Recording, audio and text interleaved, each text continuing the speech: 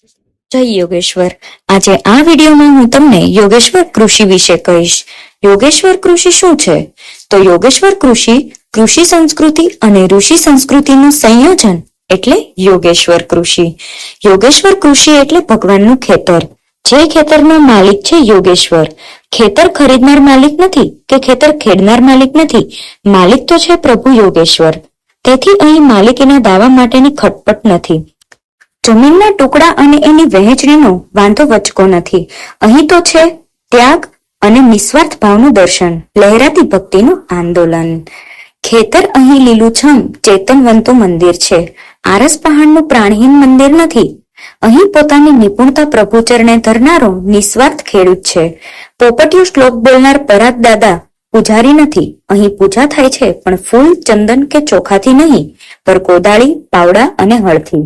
કારણ ભક્તિનું કંકુ આ સાધનોને લાગી ગયું છે ને સ્વાર્થની માટી ખંખેરાઈ ગઈ છે। સાકર, દાણા અને લાડુ એ અહીંનો પ્રસાદ નથી, ઉત્પન્ન થયેલો પાક એ અહીંનો પ્રસાદ છે। કારણ અહીં પ્રસ્વેદ બિંદુ અને માટીની મહેક એકાકાર થયા છે। ખેડૂતની નિપુણતા ખેતીમાં નથી, પોતાની નિપુણતા પ્રભુ ચરણે ધરવા ખેતરમાં, મંદિરમાં તે નક્કી કરેલા સમરે પૂજારી થઈને ચાલી નીકળે છે। પૂજારી તરીકે કામ કરતો હોવાથી તે માલિક તો નથી, પણ સાથે સાથે મજૂર પણ નથી। એના હાથમાં ચંદન અને ચોખા નથી, પણ પાવડો અને કોદાળી છે। એ જ એના પૂજાના સાધનો।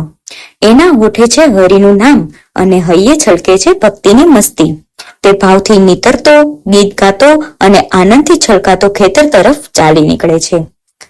આના જ ઉપર એક પંક્તિ છે, રાખું હૃદયામાં રામ, કરું એના હું કામ।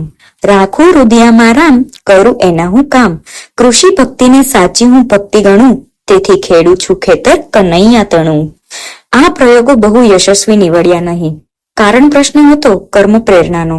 પૂજ્ય દાદાએ ભક્તિને કેન્દ્રમાં રાખીને આ પ્રશ્નના પરિધને કાપી નાખ્યો।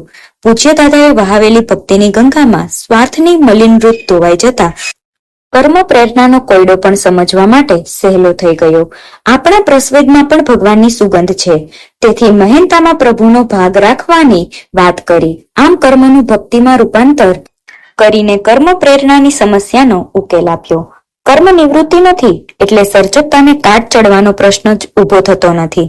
પૂજ્ય દાદાએ યોગેશ્વર કૃષિમાંથી ઉભે થયેલી સંપત્તિના માલિક તરીકે યોગેશ્વરને સ્થાપીને અર્થશાસ્ત્રને અચંબામાં મૂકી દીધું છે। લક્ષ્મી નારાયણની છે, અર્થાત માધવી માધવ પ્રિયામ કહીને પૂજ્ય દાદાએ હરિના હરિયાળા ખેતરમાં એક મોર પીંછ વાવી દીધું છે। યોગેશ્વર કૃષિમાં ગામના દરેક લોકો ભેદનો છેદ ઉડાડી નાત જાતની વાત મૂકી સાંપ્રદાયિક વાડા સીમાડાઓને તોડી ઓળંગી અમે એક પ્રભુના સંતાન આ ભાવના રાખી હૈયે હૈયું મિલાવીને ઉત્સાહ અને આનંદથી કામ કરે છે। સંઘ શક્તિનું તાદશ દર્શન અહીં થાય છે। યજ્ઞીય ભાવનાથી કાર્ય થતું હોવાને કારણે અહીં અહંકારને જાકારો મળે છે અને પ્રેમ ભાવને મળે છે આવકારો। કજિયા કંકાસની કડવાશ નથી, પણ આનંદની મીઠાશ છે। આખું ગામ કિલ્લોલ કરતું નજરે પડે છે। બીજાની અગવડ એ મારી સગવડ, એવા મૂડીવાદી વિચારની જગ્યાએ બીજાની અગવડ એ મારી અગવડ એ વિચારની ભક્તિધારા વહેતી જોવા મળે છે। કૌટુંબિક જીવનમાં ભાવની વૃદ્ધિ અને પ્રેમની પુષ્ટિ થાય છે। ગામની સંઘ ભાવનાને જોઈને સ્થાપિત હિતો ધરાવતી સંસ્થાઓ અને સરકારી એકમો શોષણ કરવાનો વિચાર માંડી વાળે છે। મફતનું ન લેવાની તેજસ્વી વૃત્તિ નિર્માણ થતા માણસોની અંદર પથરાવા લાગે છે। ઉજસ ગામના લોકો હવે પ્રારબ્ધવાદી કે યાચક ન રહેતા પરાક્રમના પૂજક બન્યા છે। પ્રભુ માટેની શ્રદ્ધા જ્યોત પ્રગટી છે। વિશ્વાસનો દીવો આતમના ઓરડે પ્રકાશ પાથરવા માંડ્યો છે। યોગેશ્વર કૃષિનો પ્રયોગ એ ખેતીનો પ્રયોગ નથી, આ તો માનવની ભીતરની ધરતી પર ખેતીનો પ્રયોગ છે। અહીં તો લીલાછમ ખેતરની સાક્ષીએ પ્રભુ અને માનવનું મિલન થાય છે। અહીં તો વાવણી થાય છે ભક્તિની અને સાચી સમજણની, અને લણણી કરવામાં આવે છે આનંદની, પ્રભુ કાર્ય ક્યાંના સંતોષની। યોગેશ્વર કૃષિ સામાજિક કાર્ય નથી, પરંતુ ભક્તિનું કાર્ય છે। અહીં ભૌતિકતાની ભૂખ નથી, પણ આધ્યાત્મિકતાની તરસ છે। પૂજ્ય દાદાએ માત્ર વ્યક્તિ નથી, પણ હરતી ફરતી પ્રયોગશાળા છે। આ વૈજ્ઞાનિક વિચારકે આપેલો યોગેશ્વર કૃષિનો આ પ્રયોગ માત્ર પ્રયોગ નથી રહ્યો, પણ જીવન પ્રણાલિકા બની ગયો છે। યોગેશ્વર કૃષિ માત્ર નકશા દોરાયેલું ખેતર નથી, પણ નકશાને ફાડીને ગામડામાં સાકાર થયેલું પ્રભુનું ખેતર છે, જે ગામડું ભારતના નકશા પર મૂકવાનો સમય હવે પાકી ગયો છે. આજે સમગ્ર ભારતમાં હજારો યોગેશ્વર કૃષિ કાર્યરત છે.